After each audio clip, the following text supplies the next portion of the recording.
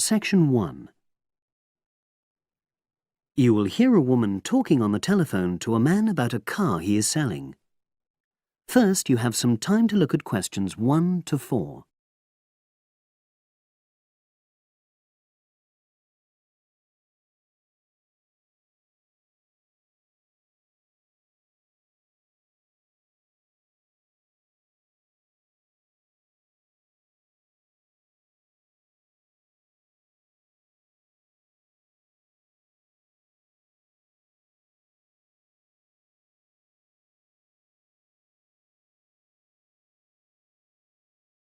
You will see that there is an example which has been done for you.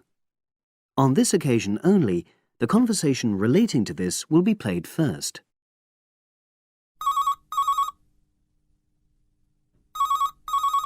Hello, Brian Park speaking.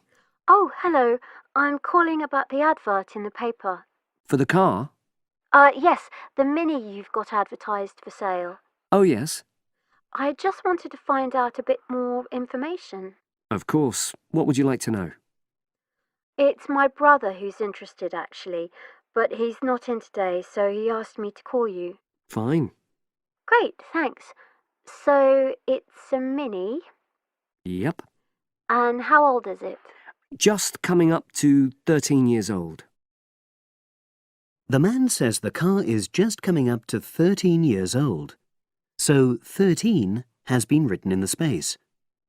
Now we shall begin. You should answer the questions as you listen, because you will not hear the recording a second time. Listen carefully and answer questions 1 to 4.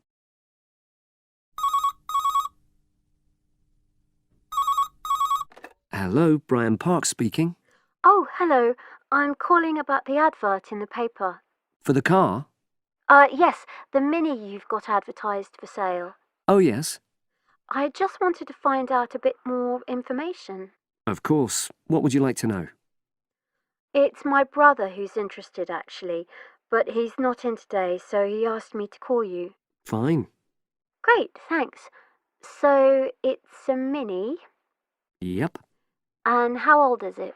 Just coming up to 13 years old. And I seem to remember from the ad that it's grey. That's it. Doesn't show the dirt. Absolutely. Anyway, the colour shouldn't be a problem for Jeff. You know, the important thing is the quality.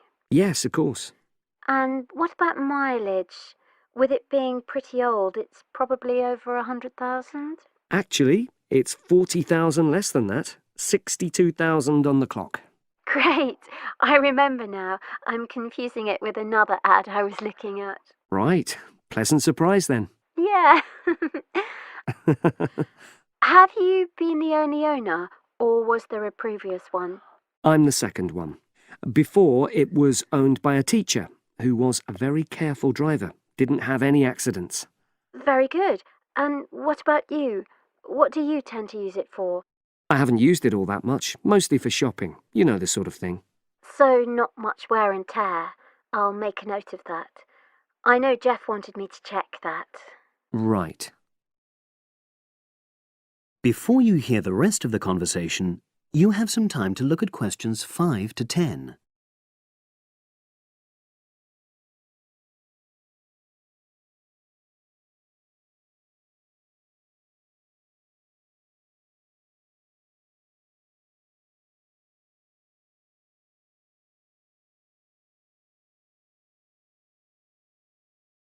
Now listen and answer questions 5 to 10. Now, about the price, I see you've got it down as £1,250. I'm not sure Jeff will be able to come up with that amount. In the ad, I did say 1,250 or nearest offer. So would you be prepared to go down to 1,000? That's really too low, I'm afraid. 1,100? I might be able to go to that. OK, I'll make a note of that. What about tax? Is it due soon? Got another 5 months before it's due. Oh, that's a real plus, yes. I'll make a note of that. OK. Now, you say it's in good condition. For its age, I'd say yes, definitely. It's just been serviced and there were no major problems. Major. I'd be able to show you the service report. The only thing is, you'd have to get a new tyre in the near future. Though it's still okay, you know. It's certainly absolutely safe at the moment. Okay, fair enough. Yes, I understand. And the garage also mentioned that one headlight could probably do with replacing. They think there's a fault there, you know, intermittent. Well, we'd obviously look at all the documents, but that sounds very straightforward. Of course.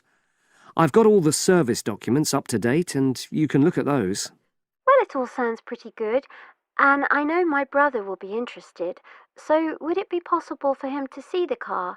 He's back from his trip tomorrow and away tonight, so how about tomorrow? Tomorrow? Wednesday?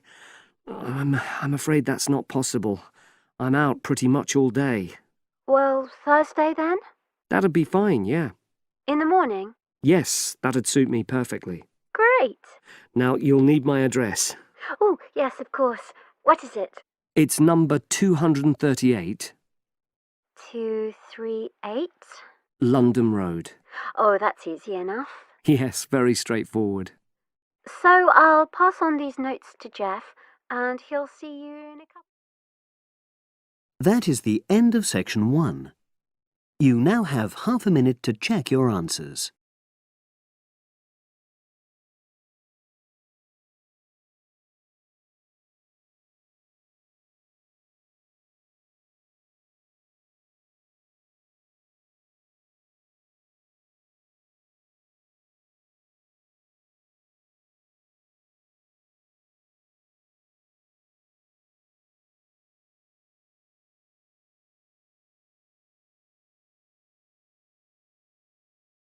Now turn to section 2. Section 2. You will hear part of a podcast for visitors to the popular holiday region called the Treloar Valley. First, you have some time to look at questions 11 to 14.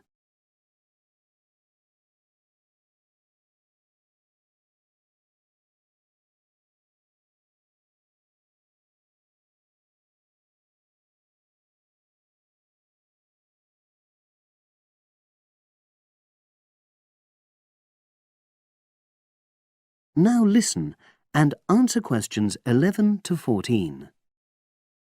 The valley and estuary of the River Treloar forms an unspoilt, beautiful landscape, rich in both wildlife and sites of historic interest. There are many ways to explore the area, and public transport links are good. It is possible to leave your car behind and travel by boat, train, or bus, with just short walks in between stops. The Treloar Valley Passenger Ferry runs between villages along the river estuary and provides a link with a train station at Barry, which is about 10 minutes' walk from the riverside village of Calton. In the past, the river was the main form of transport in the area, and as in the past, today's ferry service operates according to nature. The river estuary is tidal, and so the ferry timetable differs from day to day, according to the times and height of the tide. The ferry is also seasonal, normally running between April and September, depending on the weather. A timetable for the whole year can be downloaded from the internet by visiting www.treloarferry.co.uk. If you just want to sit and relax and enjoy the lovely scenery, you can take a river cruise to Calton and back from the nearby city of Plymouth. In the past, steamships brought early tourists along the same route. Queen Victoria and her family enjoyed such a trip in 1856. The journey is quicker these days. The round trip takes between 4 and 5 hours, depending on tides and weather. If you prefer, you can travel upriver by boat and return to Plymouth by train. All cruise boats and trains have wheelchair access. For more information and for departure times, ring Plymouth Boat Cruises on 017 528 23104. Trains run several times a day throughout the year between Calton and Plymouth, with various stops in between. They are used by both local commuters and tourists who want to enjoy the beautiful scenery. The highlight of the journey is crossing the river on the stunning viaduct, which was built at the beginning of the 20th century and towers 120 feet over the water. It is unnecessary to book, and tickets can be bought on the train. For information about fares and timetables, contact National Rail Enquiries by phone or online. The bus service in the Treloar Valley now connects all train stations and villages in the area. Especially for holidaymakers, there's a Rover ticket which can be used at weekends and on national holidays, and allows unlimited journeys on those days. The Rover ticket provides great value for money and is now even cheaper than it was last year. An adult ticket costs £5.50 a day. Senior citizens can travel for £4.50, and a family ticket for up to 5 people costs just £12. Tickets can be bought on the bus. Now you have some time to look at questions 15 to 20.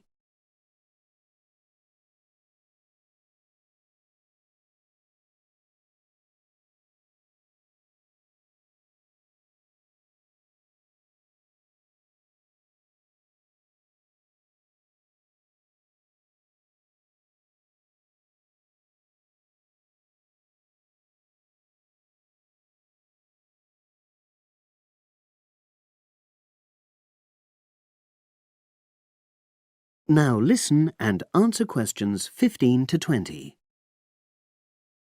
At the center of the Treloar Estuary area is the historic riverside village of Calton. The main road comes into the village from the south, and for those of you who are arriving by bus, it turns left just before the bridge and stops in the lay-by on the left-hand side. From there, it's just a short walk to Calton's various attractions. If you're arriving by car, you have to leave it in the main car park. Go over the bridge and take the first turning on the right. Then go on until you come to the end of that road. It's the only place to park in Calton, but there's no charge. If you're interested in local history, there's a museum in Calton with farming, fishing, and household implements from the late 19th century. As you come in from the south, cross the river and go straight on the same road until you reach the end. Also, on the subject of history, you can go and see the old mill, which has recently been renovated and put back into use. Turn left before you come to the bridge. Then go straight on and then take the first turning on the right. This leads straight there. If you're interested in arts and crafts, there's a potter's studio where you can watch the artist at work. After crossing the bridge, turn left, and it's the second building on the left. Finally, when you feel in need of refreshments, there's a cafe opposite the old boathouse and a picnic area near the mill. That is the end of section 2. You now have half a minute to check your answers.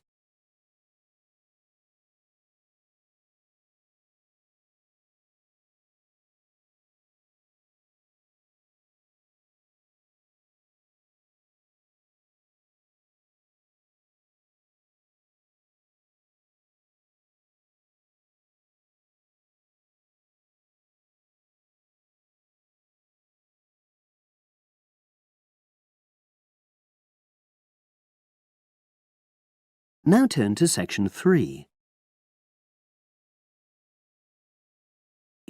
Section 3. You will hear 2 geography students talking.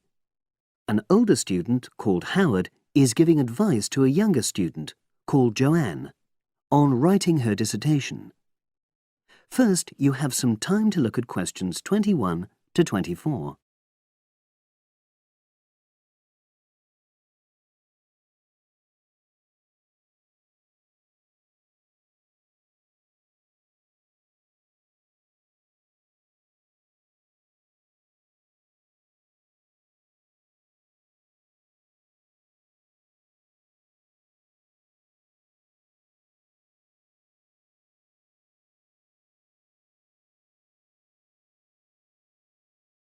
Now listen and answer questions 21 to 24. Hi, Howard. I haven't seen you for a while. Hi, Joanne. Yeah, they're keeping us really busy on the postgraduate programme. But how are you? You'll be starting your dissertation soon, won't you? Yeah, tutorials start next week.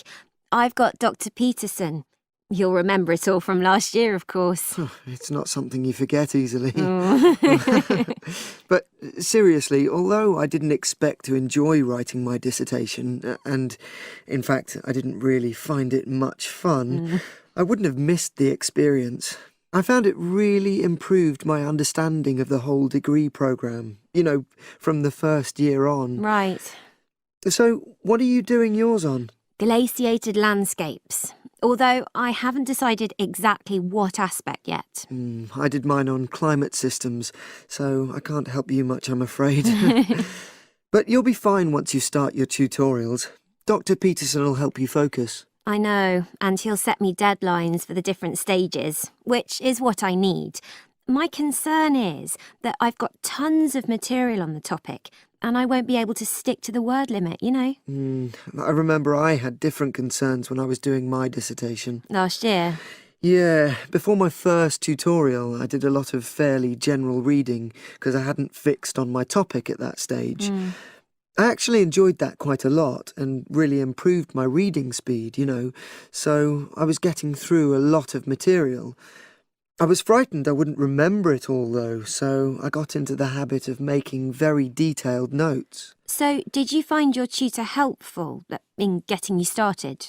Yeah, we certainly had some interesting discussions, but it's funny, I saw a brilliant programme about climate change, and it was that really fired me up. It was talking about some recent research which seemed to contradict some of the articles I'd been reading. Now you have some time to look at questions 25 to 30.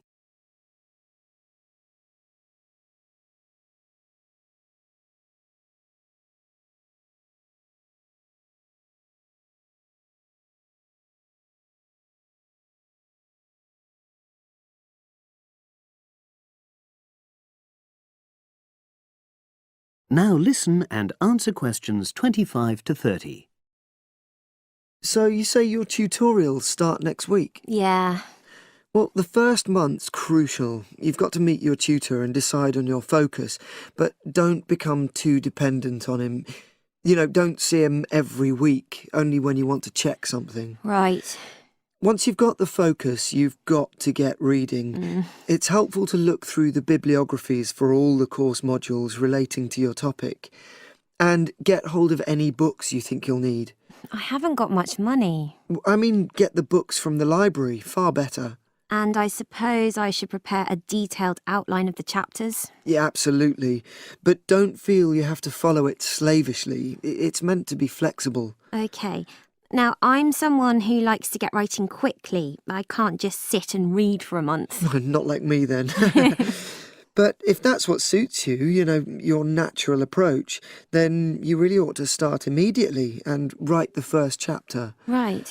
Now, Joanne, about the library, it's worthwhile getting on good terms with the staff. They aren't always helpful with undergraduates. I suppose they focus on postgrads more. Maybe. But show them you're serious about wanting to do good work. And what if I can't find what I need? Well, there's interlibrary loans. Borrowing books from other libraries, but I've heard it isn't all that reliable. You're right, but you probably won't need it anyway. Be positive.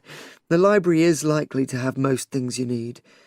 And during the dissertation writing period, you can take out 15 instead of the usual 10 books. Should I look at previous year's dissertations? You can do. But I won't know which are the good ones.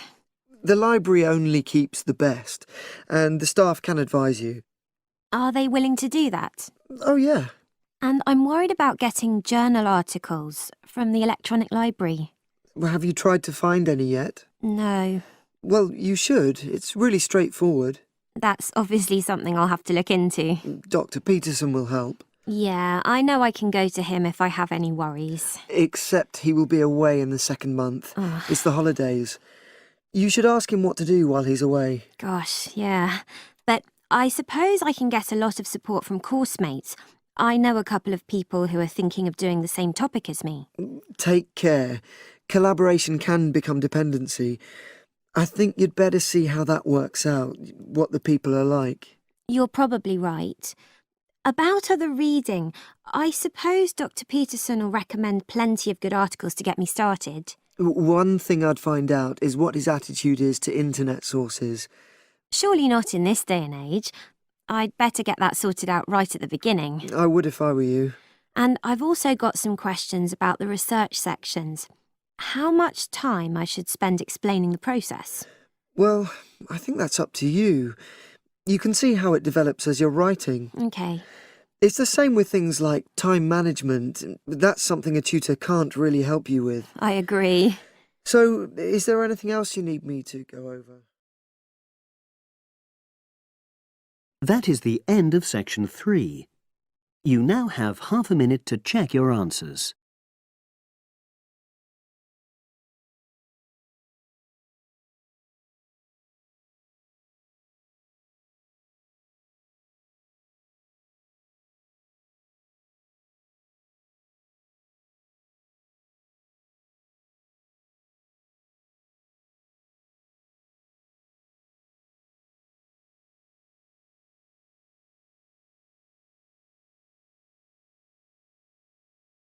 Now turn to section 4. Section 4. You will hear a psychology undergraduate describing the research she is currently doing on expertise in creative writing. First, you have some time to look at questions 31 to 40.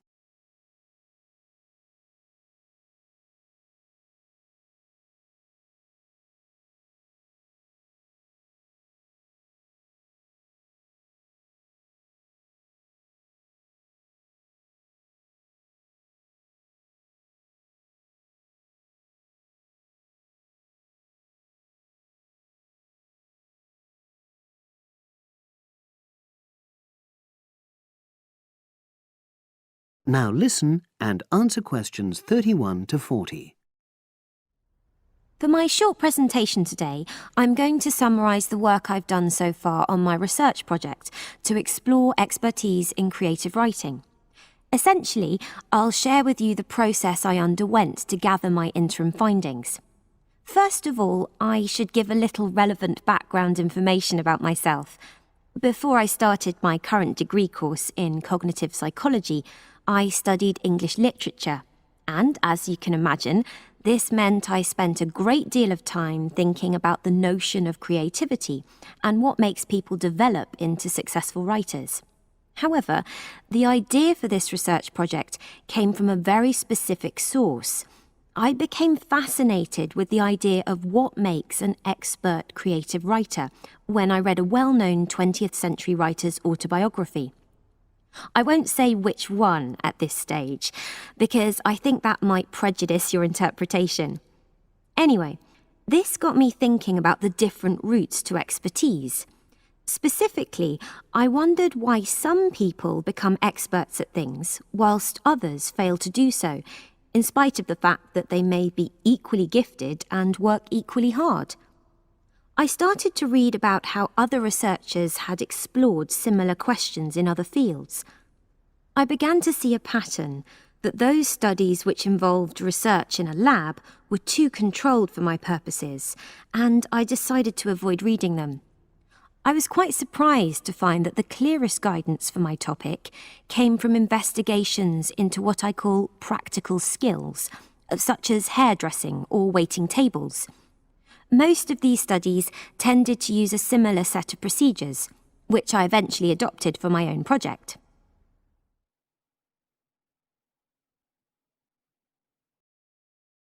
I'll now explain what these procedures were. I decided to compare what inexperienced writers do with what experienced writers do. In order to investigate this, I looked for 4 people whom I regarded as real novices in this field, which proved easy, perhaps unsurprisingly. It proved much harder to locate people with suitably extensive experience who were willing to take part in my study. I asked the first four to do a set writing task and, as they wrote, to talk into a tape recorder, a technique known as think aloud. This was in order to get experimental data. Whilst they were doing this, a research assistant recorded them using video. I thought it might be helpful for me in my transcriptions later on. I then asked 4 experienced writers to do exactly the same task. After this, I made a comparison between the 2 sets of data, and this helped me to produce a framework for analysis. In particular, I identified 5 major stages which all creative writers seem to go through when generating this genre of text. I think it was fairly effective, but still needs some work, so I intend to tighten this up later for use with subsequent datasets. I then wanted to see whether experienced writers were actually producing the better pieces of writing. So I asked an editor, an expert in reviewing creative writing, to decide which were the best pieces of writing. This person put the 8 pieces of work in order of quality, in rank order, and using his evaluations, I was then able to work out which sequence of the 5 stages seemed to lead to the best quality writing. Now, my findings are by no means conclusive at this point. I still have a long way to go, but if any of you have any questions, I'd be happy to answer them and go. That is the end of section 4. You now have half a minute to check your answers.